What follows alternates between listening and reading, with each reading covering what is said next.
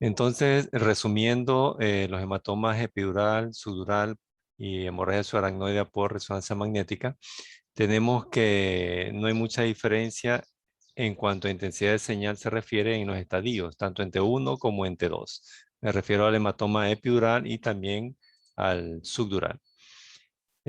También nosotros veíamos en el videoconferencia de la clase que la hemorragia subaracnoidea nosotros podemos valorarla en una imagen potenciada flame porque se ajusta más a la intensidad de señal que tiene la sangre a ese nivel.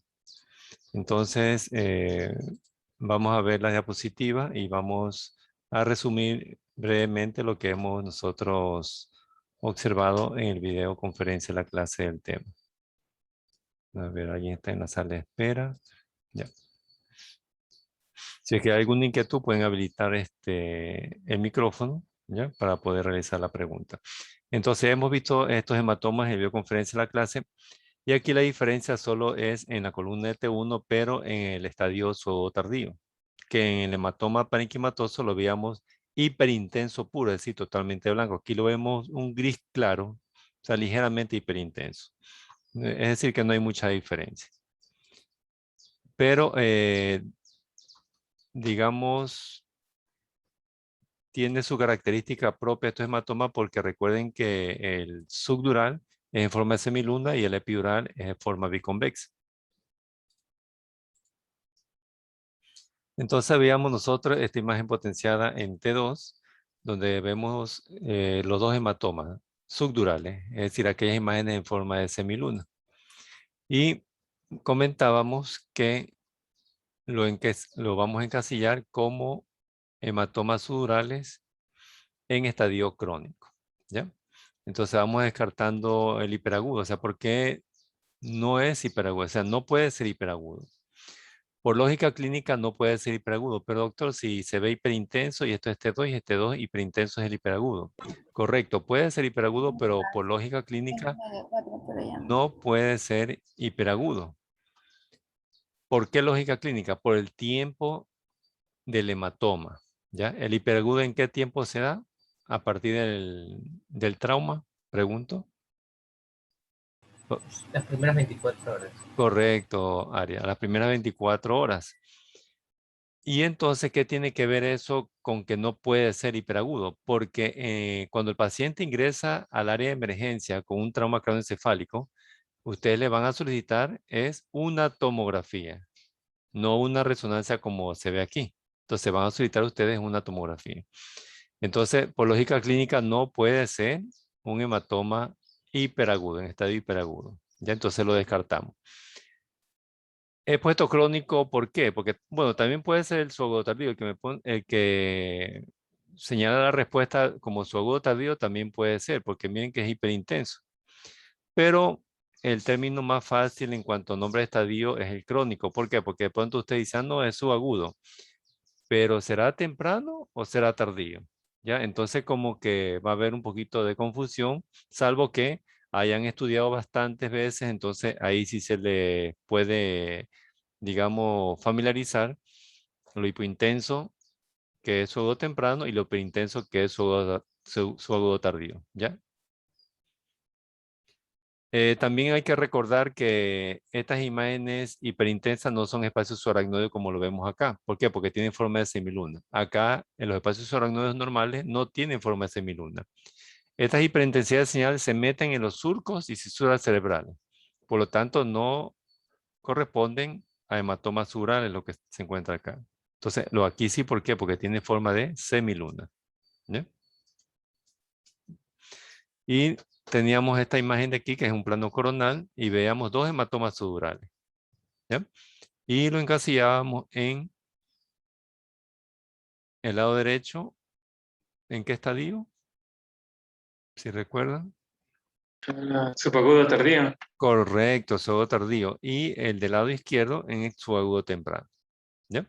¿Por qué el subagudo tardío el lado derecho? Miren ustedes, T1, ¿ya? Ligeramente hiperintenso, y suagudo temprano el del lado izquierdo, que es hiperintenso puro.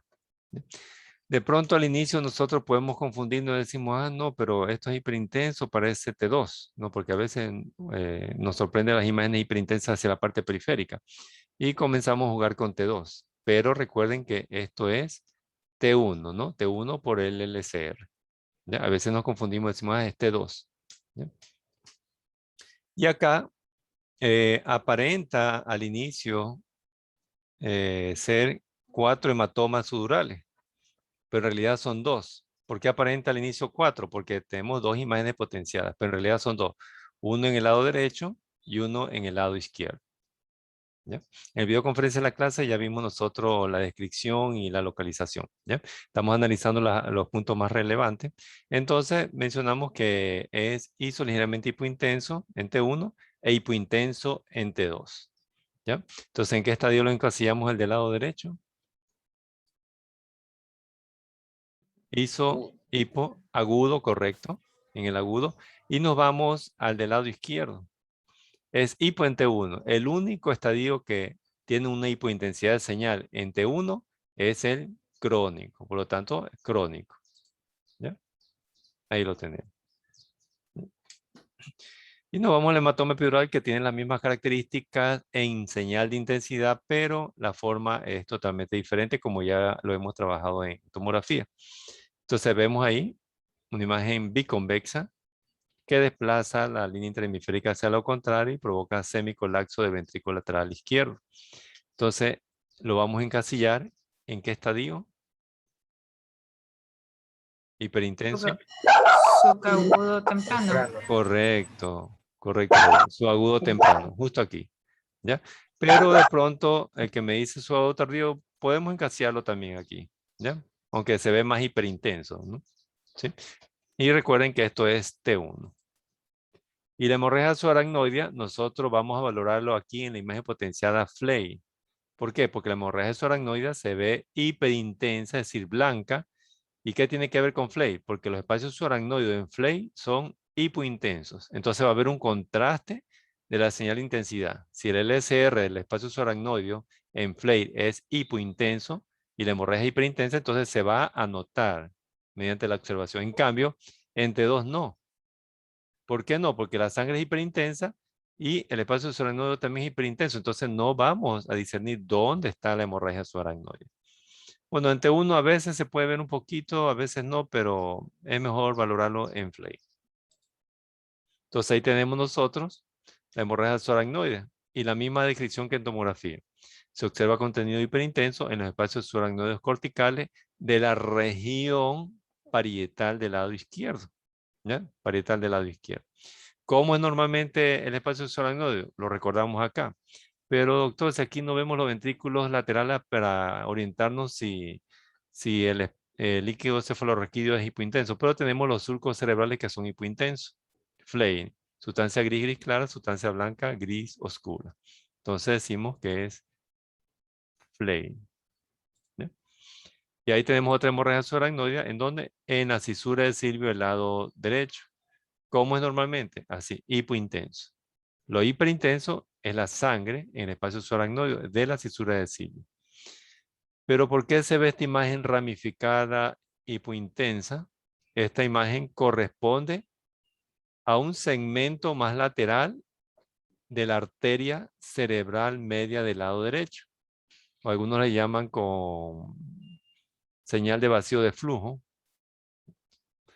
Pero ¿por qué no se ve en el lado izquierdo? Porque aquí no hay hemorragia que haga un contraste de fondo hiperintenso, es decir, de color blanco para que se pueda visualizar. Pero aquí tiene que estar este segmento de la arteria cerebral media del lado izquierdo. Y la lesión o daño axonal difuso, recuerden que son múltiples imágenes puntiformes, pequeñas. A veces podemos encontrar los medianos, a veces cuando están agrupados. En la sustancia blanca subcortical, cuerpo calloso, núcleo basal, en lo que es diencéfalo. Entonces lo vamos a valorar aquí en T2. ¿Por qué? Porque vamos a encontrar dos tipos de lesiones axonal difusa. El tipo edematoso, y si en T2 lo vamos a valorar, entonces edematoso, edema igual líquido, y el líquido en T2 se lo va a observar hiperintenso, blanco. Y también tenemos el de tipo hemorrágico. Entonces, el tipo hemorrágico va a ser hipointenso. De pronto lo comparamos con la hemorragia en estadio agudo, ¿ya? Que en T2 es hipointenso. Entonces aquí tenemos hipointenso para recordarnos. Entonces ahí tenemos T2, imágenes redondeadas pequeñas de bordes ligeramente irregulares, hipointensas en la sustancia blanca subcortical. Entonces decimos que es una lesión axonal difusa de tipo hemorrágico. Hipointenso hemorrágico. E hiperintenso es edematoso. ¿Ya? Edematoso. Ahí tenemos nosotros el cuerpo calloso, que también es una de las localizaciones usuales de la lesión axonal difusa. ¿Ya? Entonces vemos nosotros dos imágenes hiperintensas de bordes poco definidos en el cuerpo calloso. Entonces decimos que corresponde a una lesión axonal difusa. Ahí tenemos la hipointensidad de señales redondeadas. Bueno, aquí hay una más grande, pero igual corresponde de tipo hemorrágica, ¿no? A la lesión axonal difusa. Y si es de tipo hemorrágica, nosotros observamos, bueno, nos orientamos a que es una hemorragia. Y en este caso, si está en la sustancia blanca, es parenquimatosa. Y por lo tanto, si tenemos nosotros la tomografía del cerebro y observamos esta imagen de aquí redondeada hiperdensa, recordamos la hemorragia parenquimatosa que tiene la misma característica. Entonces vendría a corresponder a una lesión axonal difusa, que también vendría a ser tomográficamente una hemorragia parenquimatosa. Pero aquellas hemorragias parenquimatosas que son pequeñas, dispersas, en todo el parénquima se va en la sustancia blanca, entonces son hemorragias parenquimatosas que vienen de una lesión axonal difusa. Es decir, que son lesiones axonal difusas. ¿Ya? Bueno, ¿alguna inquietud, alguna pregunta acerca de este tema, jóvenes?